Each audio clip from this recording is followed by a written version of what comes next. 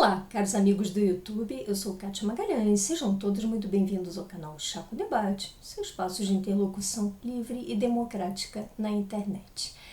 Já tenho um convite para vocês. Na próxima terça, dia 2 de março, às 21 horas, vou ter o prazer, a honra de bater um papo com a deputada distrital Júlia Lucy, do Novo. Vamos conversar muito sobre homeschooling e sobre várias outras pautas importantes que têm sido tão bem trabalhadas pela deputada. Então, aguardo vocês lá, dia 2 de março, às 21 horas, na nossa Hora do Chá. Convite feito, vamos ao nosso tema de hoje, que é simplesmente a matéria que ocupou toda a semana na nossa Câmara dos Deputados. E aí indago a vocês que acompanharam a grande mídia, o que fizeram os deputados ao longo da semana? Por um acaso, votaram o orçamento? Por um acaso, votaram a PEC emergencial? A PEC dos penduricalhos, a reforma administrativa tão premente para o avanço desse país? Nada disso. Em vez de todas essas prioridades, os deputados se debruçaram a semana inteira e continuam debruçados discutindo ainda hoje, em plena sexta-feira, a tal PEC da imunidade, que acredito que deveria merecer um nome muito diferente. Mas para analisar um pouquinho esse assunto espinhoso, eu pediria alguns minutos só da paciência de vocês para que eu possa traçar uma certa linha do tempo e tentar entender como se originou essa PEC ou quais teriam sido os pseudo-fundamentos para a propositura da PEC. Como vocês sabem, a nossa Constituição contempla no artigo 53 a chamada imunidade parlamentar, que assegura que deputados e senadores sejam invioláveis por suas ideias e opiniões. E nem poderia ter sido diferente, afinal, a Constituição foi promulgada logo após um longo período de regime militar em que parlamentares eram abruptamente cassados se discordassem do militar de plantão. Dessa forma, foi justa, foi mais que legítima a inserção desse dispositivo que assegura que um parlamentar possa manifestar livremente as suas ideias e opiniões e não ser cassado, não ser privado do seu mandato eletivo por isso. Na semana passada, como vocês bem lembram, ocorreu o rumoroso caso da prisão do deputado bolsonarista Daniel Silveira. Fiz um vídeo a respeito aqui no canal, não vou me repetir, mas só vou reiterar que, na minha opinião, aquela prisão foi manifestamente inconstitucional, em que pese toda a brutalidade, toda a grosseria do teor do vídeo do deputado, mas naquelas circunstâncias, a meu ver, ele não poderia ter sido preso. E essa opinião é partilhada por toda a bancada do Partido Novo, por alguns outros parlamentares e foi consagrada por juristas notórios no nosso país, como, por exemplo, o professor Dr. Modesto Carvalhosa. Só que, infelizmente, apesar dos belos argumentos jurídicos em prol dessa posição, infelizmente não foi ela que prevaleceu na Câmara dos Deputados.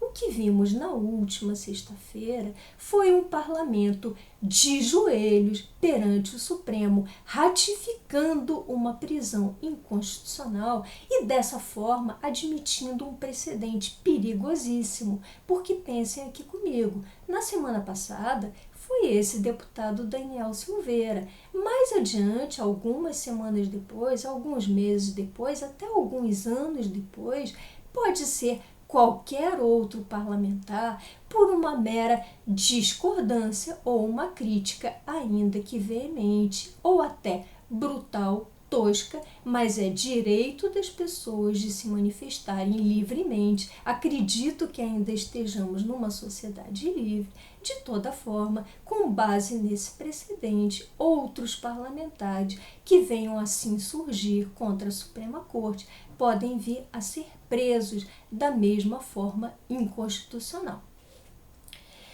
E aí, logo no início dessa semana, despenca quase que de paraquedas uma determinada PEC de autoria de um deputado do PSDB, intitulada PEC da Imunidade. E esse deputado alega exatamente a prisão de Daniel Silveira como fato, como justificativa para a necessidade de ampliar, entre aspas, a imunidade parlamentar. Só que acredito que essa PEC não amplie a imunidade parlamentar, mas sim consagre a impunidade de pessoas que já costumam ser tão impunes entre nós, mas que pretendem, infelizmente, se ver ainda mais blindadas. Eu li a PEC na íntegra, li a exposição de motivos do deputado, mas vou poupar vocês de maiores detalhes técnicos jurídicos para não deixar o vídeo muito maçante. Gostaria só de destacar 2 pontos dessa PEC. O primeiro diz respeito à questão da elegibilidade ou inelegibilidade, que é onde a PEC se confronta com a lei da ficha limpa. Observem, até hoje, de acordo com a lei da ficha limpa, para que um candidato fique inelegível, basta que ele seja condenado ou por decisão transitada em julgado ou por uma decisão de um colegiado, ou seja, de um tribunal composto por mais de um juiz. O Supremo, por exemplo, que é a instância competente em virtude do famigerado foro privilegiado, mas é a instância competente ainda para julgar deputados e senadores. Então, bastaria uma decisão de uma turma do Supremo, basta, no momento atual, uma decisão de uma turma do Supremo para deixar o candidato inelegível. De acordo com essa PEC, não bastaria uma decisão de uma turma, teria que haver o duplo grau de jurisdição, ou seja, teria que haver uma decisão do plenário do Supremo. E aí teríamos que aguardar bastante para ver muitas figuras nocivas, ao que tudo indica bem envolvidas com corrupção, serem declaradas inelegíveis. Outro ponto que eu considerei muito pitoresco nessa PEC diz respeito à coleta de provas em gabinetes de deputados e senadores por força de mandados de busca e apreensão. E aí temos visto vários casos de busca e apreensão recentes no país. Por exemplo, o senador Serra, ano passado, sofreu uma busca e apreensão no seu gabinete. E temos observado que durante essas medidas são coletadas provas muito relevantes para certas investigações que vão instruir ações penais relativas em geral a crimes de corrupção, caixa 2, todos esses crimes contra a administração pública. Pois é, de acordo com essa PEC, essas provas só poderão começar a ser analisadas, a ser usadas em juízo, se a medida tiver sido ratificada pelo plenário do Supremo Tribunal Federal. Mais demora, mais postergação, mais impunidade. Eu tenho certeza absoluta que vocês entendem o que eu estou falando. E aí, nos vemos diante desse desafio. O que fazemos nós? O que fizeram certos deputados muito comprometidos com a pauta anticorrupção para tentar evitar a consagração de todo esse absurdo que seria a tal PEC da imunidade, mas que na verdade é mesmo a PEC da impunidade. E aqui eu vou citar toda a bancada do Novo, que não para de se insurgir, tem batalhado, tem feito muito barulho, inclusive em jornais, emissoras de televisão, na grande mídia, estão fazendo muito barulho por aí, se insurgindo contra esses dispositivos absurdos em várias medidas, absurdos até até mesmo pelo fato dessa PEC ter atropelado todo o rito regimental da Câmara dos Deputados, ou seja,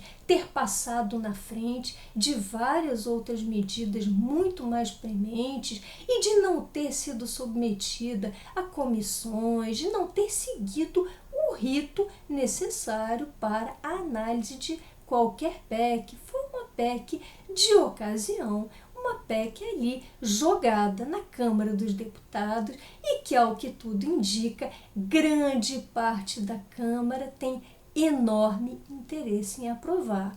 Só que, felizmente, existem deputados comprometidos com essa pauta anticorrupção, como, por exemplo, a bancada do Novo e alguns outros deputados, por exemplo, deputado Kim Kataguiri, deputado Alex Manente, deputados que têm se insurgido contra esses dispositivos absurdos que realmente demonstram no dia a dia o interesse em combater a corrupção e não tornar os seus pares mais impunes. E o que tem feito essas pessoas? Tem lutado, tem guerreado a cada dia, a cada hora do dia, para tentar obstruir esse tipo de votação, e inclusive para tentar inserir nessa PEC, nesse verdadeiro Frankenstein, dispositivos que tornem essa PEC realmente mais digna do nome, que seja uma PEC mesmo para tornar os parlamentares imunes, mas não mais impunes, como, por exemplo, uma emenda sugerida pelo Novo, sugerida por vários deputados da bancada do Novo, para estender os casos de prisão em flagrante de deputados e senadores para compreenderem também crimes de corrupção. Isso seria ótimo, tornaria a punição à corrupção muito mais efetiva no Brasil. Só que, infelizmente, essa batalha tem sido muito árdua. Continuamos até hoje, sexta-feira, o dia que encerra essa semana tão tumultuada. Continuamos nessa batalha. Os deputados comprometidos com a pauta anticorrupção, leia-se principalmente a bancada do Novo, que tem atuado com muita galhardinha em tudo isso, continuam lutando, tentando postergar esses dispositivos horrendos, a votação de todo esse absurdo. E vamos acompanhar, vamos ver até onde tudo isso nos leva. Mas acredito que haja lições desde já a serem extraídas de mais um triste episódio no cenário político nacional.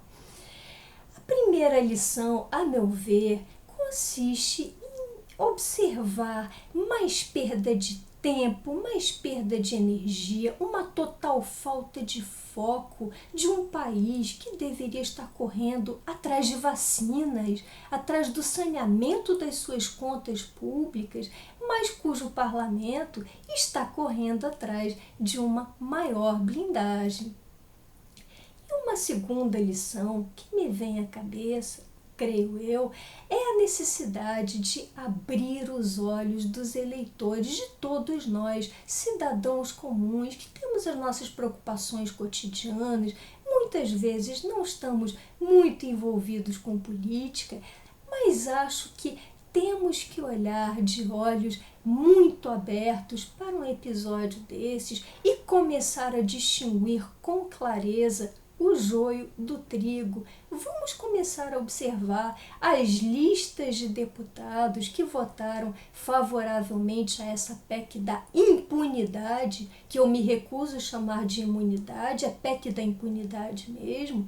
Vamos olhar com muito cuidado e não vamos votar nessas pessoas em 22. Vamos tirar o emprego dessa gente que só deseja se blindar por suas práticas nada republicanas e as nossas expensas. E vamos observar também os guerreiros lá no parlamento, as pessoas que estão fazendo o possível e o impossível para que o Brasil caia, para tentar evitar que o Brasil caia em mais uma armadilha, que seria a aprovação dessa famigerada PEC. Vamos observar, vamos abrir muitos olhos, pessoal. Ainda temos 1 ano e meio pela frente até as próximas eleições gerais e podemos sim tentar promover uma maior renovação no nosso parlamento. Isso se nós começarmos a observar os perfis de pessoas que votam em PECs como essa e de pessoas que fazem de tudo para tentar obstruir, para tentar impedir a aprovação de uma PEC imoral como essa PEC da impunidade. De olhos bem abertos e tentando zelar por um mínimo de moralidade pública, ou melhor, por um mínimo de futuro para esse país. Bom, essas eram as reflexões que eu gostaria de compartilhar com vocês hoje. Se tiverem gostado desse vídeo, deixem seus likes, comentem. Por hoje me despeço e até o próximo Chá com Debate.